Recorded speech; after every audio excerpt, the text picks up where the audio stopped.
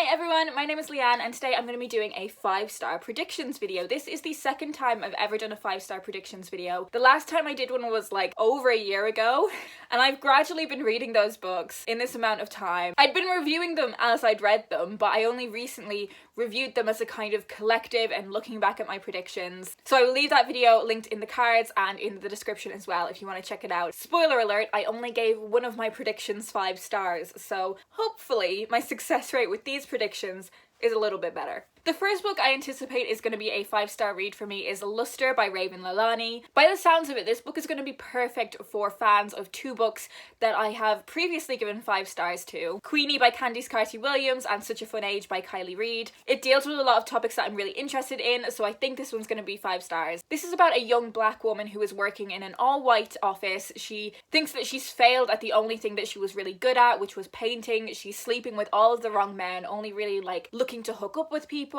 Then she meets Eric, who is a white, middle-class, suburban man. His wife has kind of agreed to an open marriage and he has an adopted black daughter who doesn't have anyone in her life who knows how to do her hair properly. And it's about her kind of becoming involved in this family but also navigating the world as a young black woman, the sexual and racial politics of it. I would be shocked if this isn't a 5-star read for me. My next 5-star predictions is Ghost by Dolly Alderton. I'm a huge fan of Dolly's podcast that she does alongside Pandora Sykes, The High Low. I was also a huge fan of her podcast Love Stories, which came out to help promote her non-fiction book, Everything I Know About Love, which I gave 5 stars to. So that certainly gives me high hopes for this one. I've actually deliberately tried to not know too much about this book because I am that confident that I'm gonna love it. It is in that genre of kind of woman in her 30s trying to figure her shit out, being single while all of her friends are kind of settling down, having kids. I think it's about ghosting in the sense of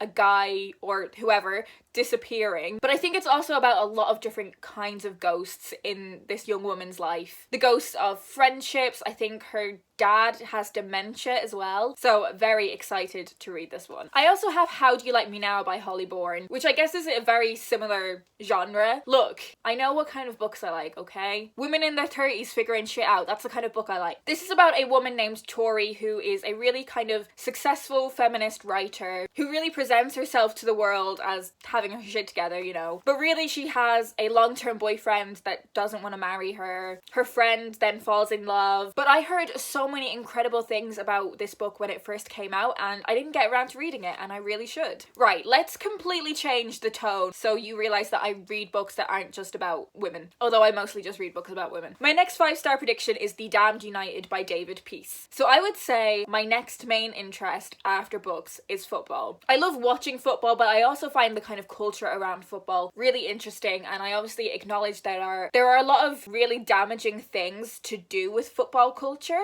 and I think rather than just dismissing that as like stereotypical football hooliganism, it's important to really look at those things and where they kind of come from. I read The Football Factory last year and that was one of my favourite books of the year, and that is why I kind of think this book is going to be in a similar sort of area and I'm really going to enjoy it. This is set in 1974 and it follows the life of Brian Clough after he takes the position of the Leeds United manager. When I talk about football books on this channel, I try not to talk about them for too long because I feel like the overlap in people that watch this channel and people who are as interested in football as me, I feel like there's not that much overlap there, though I do know there are some of you out there and I always love getting comments from you guys, so I feel like I have found my people.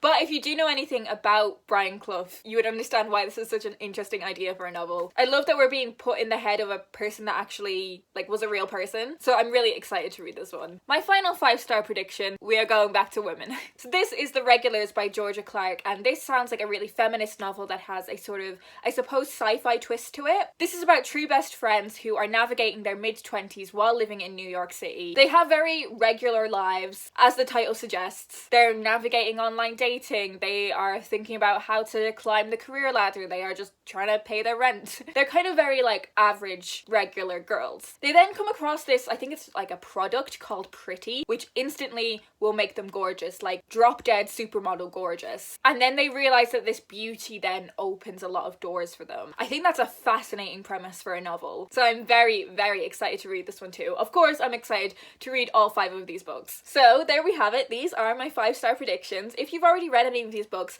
do leave me a comment down below and let me know what you thought of them. Do you think I'm going to give them 5 stars? If you want to find out more about any of these books, they will of course be linked down below in the description so you can find out more. If you don't have anything specific to say in response to anything I've said in this video, just leave me a little emoji so I know that you're here. I hope you guys are having a brilliant week, and I will talk to you in my next video.